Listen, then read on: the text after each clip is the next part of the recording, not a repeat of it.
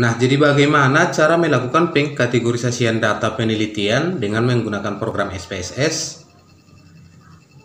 Di video sebelum ini, kita telah menerangkan bagaimana cara untuk mencari mean serta standar deviasi dari data penelitian yang kita punya, di mana hal yang diperlukan untuk pengkategorisasian ini adalah hasil dari mean sama hasil dari standar deviasi.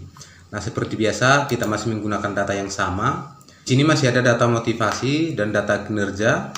Kita masih menggunakan data yang sama untuk melakukan pengkategorisasian di video ini.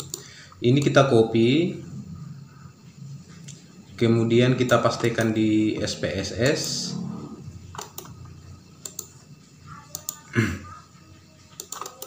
Setelah kita pastikan di SPSS, kemudian kita ganti namanya seperti biasa melalui variable view. Yang var 001 kita ganti jadi motivasi.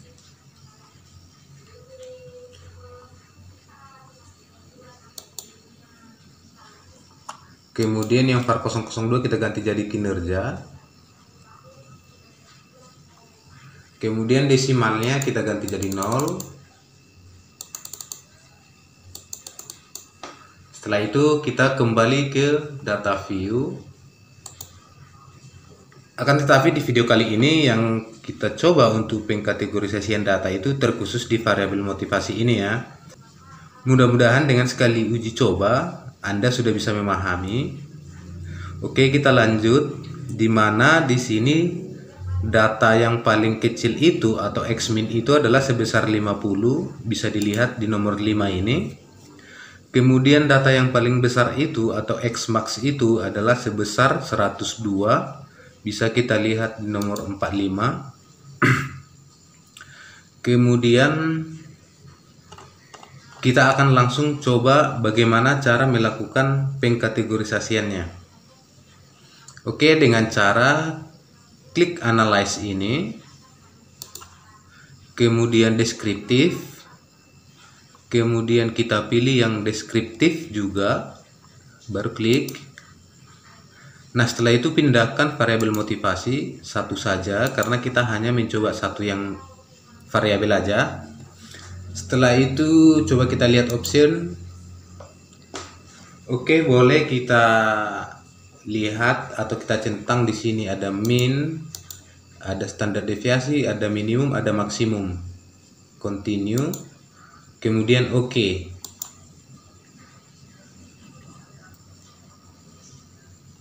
Nah, seperti yang saya katakan tadi adalah X minimum kita itu adalah sebesar 50, bisa dilihat di kursor ini.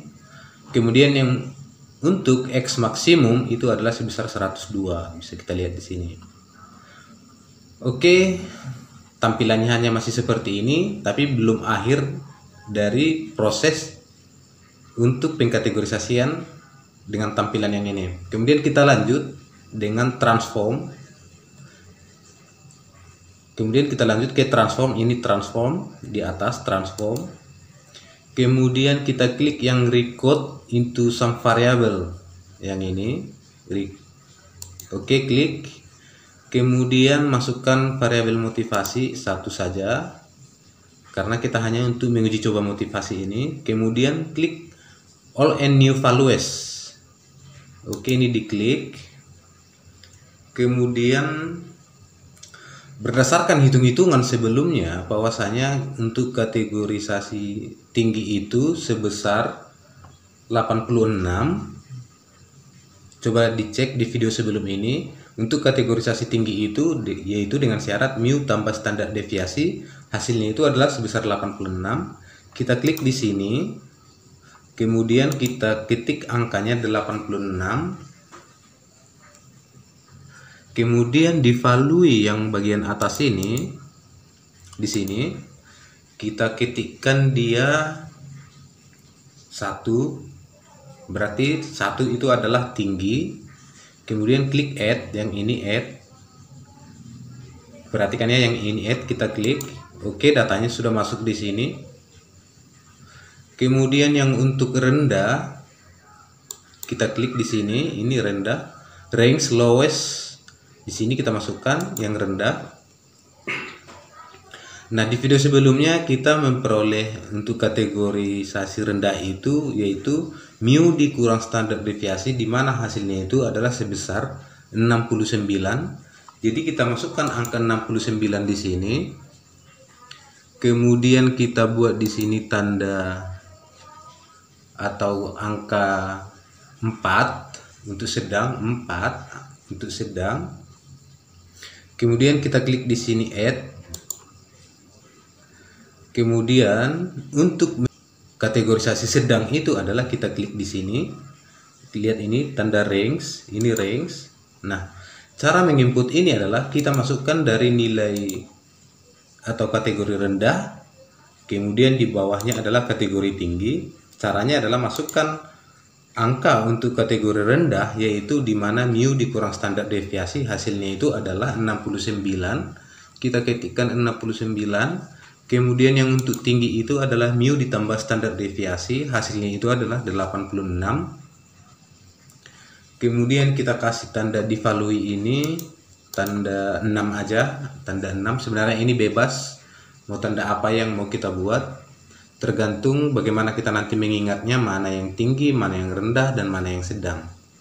Setelah ini kita masukkan tanda yang 6 ini, kita kemudian klik add. Nah, datanya sudah masuk. Setelah ketiga ini sudah masuk, maka kita bisa lanjutkan ke continue. Kemudian OK. Nah, tampilannya kan masih sama. Output yang dikeluarkan oleh SPSS itu adalah masih sama. Jadi, untuk melihat yang mana yang rendah, berapa orang yang sedang, dan siapa yang tinggi, bisa kita lihat dengan cara mengklik analyze, kemudian deskriptif, kemudian frekuensi. Di sini ada tanda 1, 2, 3 baru frekuensi. Ini kita klik. Kemudian kita masukkan variabel motivasi. Satu saja karena kita hanya melihat kategorisasi untuk variabel motivasi. Setelah itu klik OK. Nah, maka akan keluar di sini frekuensi, dan disinilah hasilnya berapa orang untuk kategori tinggi, berapa orang untuk kategori sedang, dan berapa orang untuk kategori rendah. Oke. Jadi untuk melihatnya adalah di tabel yang ini, tabel motivasi. Ini tabel motivasi. Masih ingat tidak? Tadi kita buat tanda 1 itu adalah untuk kategori tinggi. Nah, jadi untuk kategori tinggi di contoh kita ini, di mana sampelnya itu sebanyak 60 orang ini, terdapat 27 orang yang kategori tinggi, berarti motivasinya tinggi itu sebanyak 27 orang. Kemudian yang memiliki motivasi rendah itu kita kasih tadi tanda 4, angka 4 ini valid 4, yaitu sebanyak 14 orang. Jadi motivasi yang rendah di data yang kita miliki itu sebanyak 14 orang. Kemudian yang untuk sedang itu kita kasih tanda valid 6. Nah, di mana jumlahnya itu adalah sebanyak 19 orang. Nah, ini dia 19 orang. Jadi total keseluruhan adalah sebanyak 60 orang. Nah, jika penting atau jika mungkin dibutuhkan untuk persennya, maka persennya ada di sebelahnya. Yang 27 orang itu adalah 45% dari 60 orang.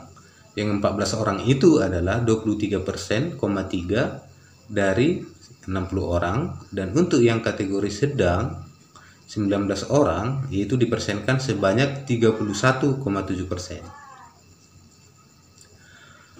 Oke, kira-kira seperti inilah untuk pengkategorisasian data penelitian. Terkhusus yang kita contohkan ini adalah untuk motivasi, variabel kinerja tidak usah kita buatkan karena kita hanya sekedar mencontohkan agar kawan-kawan yang menonton video ini memahami bagaimana cara untuk memasukkan pengkategorisasian di program SPSS.